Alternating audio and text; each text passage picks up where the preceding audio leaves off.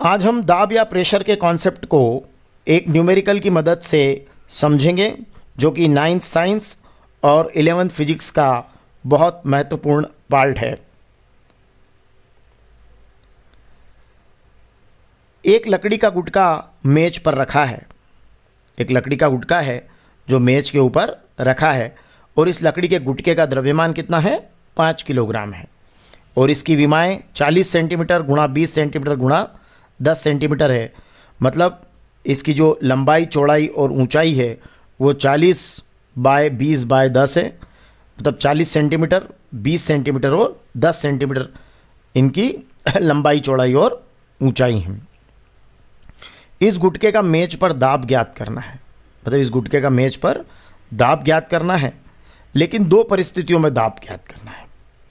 एक परिस्थिति जो यहाँ दिखाई दे रही है कि जो उसका 20 सेंटीमीटर गुणा 10 सेंटीमीटर वाला हिस्सा है वो मेज की सरफेस पर है, और 40 वाला ऊपर है। ये तो हो गया एक स्थिति। और एक स्थिति ये है जिसमें उसका 40 गुणा 20 सेंटीमीटर वाला जो हिस्सा है वो नीचे है, मतलब मेज की तरफ है, और उसका 10 सेंटीमीटर वाला हिस्सा किधर है? ऊपर है। और दोनों ही परिस्थितियों में हमें क्या करना है? दाब की गणना करना है। मतलब परिस्थिति ए और परिस्थिति बी दोनों में हमें दाब निकालना है। क्या दोनों परिस्थितियों में दाब समान होगा? कौन सी परिस्थिति में ज़्यादा होगा, कौन सी परिस्थिति में कम होगा, हमें यह देखना है। तो दाब के लिए ध्यान रखिएगा कि जो दाब या प्रेशर होता है वो वस्तु की सतह पर लंबवत लगने वाले बल, जिसको हम प्रणोद बोलते हैं, और सतह के क्षेत्रफल का अनुपात होता है। नहीं समझे?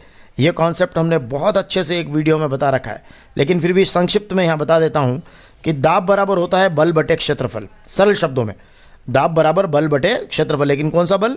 जो वस्तु की सतह के कहाँ लगता है? लंबवत। और इस लंबवत लगने वाले बल को बोलते हैं प्रणोद। तो दाब बराबर हो गया प्रणोद, और जिस सतह पर ये बल लगता है उस सतह का क्षेत्रफल, उसका अनुपात। तो प्रणोद बटे सतह का क्षेत्रफल या लंबवत बल बटे सतह का क्षेत्रफल, ये कहलाता है दाब। अब हमें दोनों ही परिस्थितियों में दाब की गणना करनी है। तो अगर मैथमेटिकली लें तो दाब हो गया बल बटे क्षेत्रफल, P बराबर F/A। और ये लंबवत लगने वाला बल है, ऊपर से नीचे की ओर लगने वाला बल जो है, ये जो भार का हमारा सूत्र होता है वही है। F बराबर ma से हो जाता है F बराबर mg। और क्षेत्रफल या वो एरिया जो वहाँ नीचे की तरफ है वो एरिया। ठीक है। तो P बराबर mg बटे a, भार बटे, जिसको हम कह रहे हैं बल, भार का ये सूत्र है mg, ये यहाँ लगा दीजिएगा, और बटे आपका सतह का क्षेत्रफल हो गया। तो चलिए वैल्यू पुट करेंगे।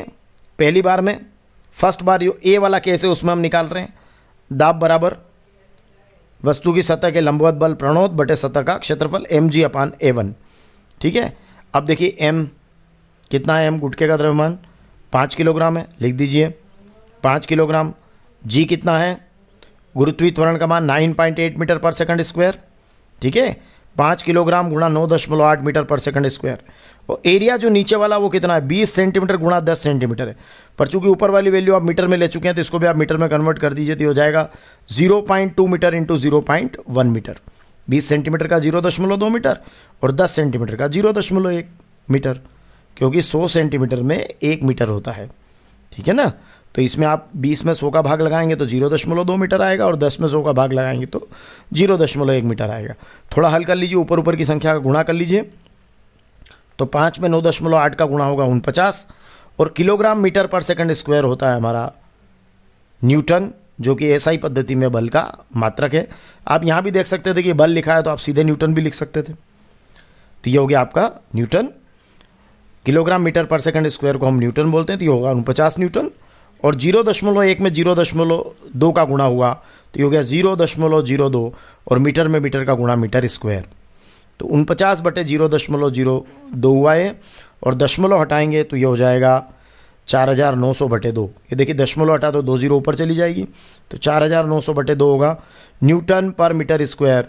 और इसको हम कहेंगे कि 4900 में 2 का भाग लगाया तो ये हो जाएगा 2450 न्यूटन पर मीटर स्क्वायर।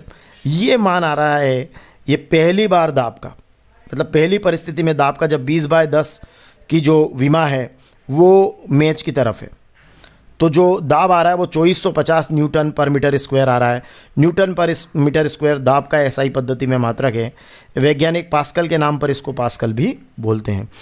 तो यहाँ हमने पहली परिस्थिति में जो देखा उसको ध्यान से देखिए आप। ये यहाँ देखिए चित्र में कि ये पहला वाला जो हमारा दाब आया है 2450 न्यूटन पर मीटर स्क्वायर आया है। अब हम इसी प्रकार दूसरी बार दाब की गणना करेंगे तो हमारा दाब होगा P2 बराबर mg/A2। देखिए वस्तु का द्रव्यमान तो वही है 5 किलो, तो m तो वही रहेगा, g भी वही है ना। लेकिन इस बार क्या हुआ है, जो सरफेस एरिया है नीचे वाला ये चेंज हो गया है, 40/20 हो गया है। मतलब ये एरिया क्या हो गया, बढ़ गया है। कॉन्टैक्ट एरिया जो है नीचे ये क्या हो गया, बढ़ गया। चलिए mg/A2 वैल्यू पुट कर दीजिए। तो m के प्लेस पर 5 किलोग्राम और g के प्लेस पर 9.8 मीटर पर सेकंड स्क्वायर। देखिए सेम, ये सेम है। नीचे जो आपने क्षेत्रफल है विमा जो है वो 40 सेंटीमीटर बाय 20 सेंटीमीटर है। तो 40 सेंटीमीटर का बन गया 0.4 मीटर गुणा 20 सेंटीमीटर का बन गया 0.2 मीटर, जैसा हमने यहाँ इस तरीके से बनाया था। तो चलिए अब और सॉल्व कर लेते हैं। तो ये हमारा वही 49 न्यूटन हो गया, देखिए ऊपर की तरफ, और नीचे हो गया 0.4 में 0.2 का गुणा 0.08 मीटर स्क्वायर। अब अगर आप ध्यान से देखते हैं तो आप पाते हैं कि 49 न्यूटन का लंबवत बल यहाँ भी है पहली परिस्थिति में, 49 न्यूटन का लंबवत बल दूसरी परिस्थिति में, दोनों 49 न्यूटन है। लेकिन एक जगह जो विमाएँ मेज के संपर्क में आ रही है वो 0.02 मीटर स्क्वायर, मतलब उसका क्षेत्रफल 0.02 मीटर स्क्वायर है, और दूसरी बार उसका क्षेत्रफल 0.08 मीटर स्क्वायर है। मतलब पहली बार वो कम है, दूसरी बार वो ज़्यादा है। तो प्रणोत समान है, 49 न्यूटन। वस्तु की सतह के लंबवत लगने वाला बल या प्रणोत दोनों जगह समान है। लेकिन क्या हो रहा है, जो क्षेत्रफल है वो दोनों जगह क्या है, अलग अलग है। यहाँ वो 0.02 है, यहाँ वो 0.08 है। तो इससे जब आप 49 में 0.08 का भाग लगाएंगे, दशमलव हटा दीजिए, 49/8 हो जाएगा। और जब इसको सॉल्व करेंगे तो ये आएगा 612.5 न्यूटन पर मीटर स्क्वायर। आप देख लीजिए इस पर, अब देखिए दूसरे चित्र पर, ये देखिए आप, तो ये बन रहा है आपका 612.5 न्यूटन पर मीटर स्क्वायर। तो दाब दोनों बार अलग अलग आया है।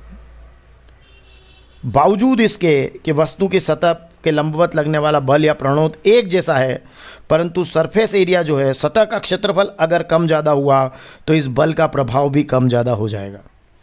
तो हमने यहाँ एक बात समझी, वो बात यह है कि अगर छोटे क्षेत्रफल पर बल लगा, देखिए छोटे क्षेत्रफल पर बल लगा तो दाब क्या हो गया, ज़्यादा हो गया। छोटा क्षेत्रफल है 20/10 का, तो इस पर दाब ज़्यादा हो गया। और वही बल जब बड़े क्षेत्रफल पर लगा 40/20 पर, तो दाब क्या हो गया, कम हो गया। धन्यवाद।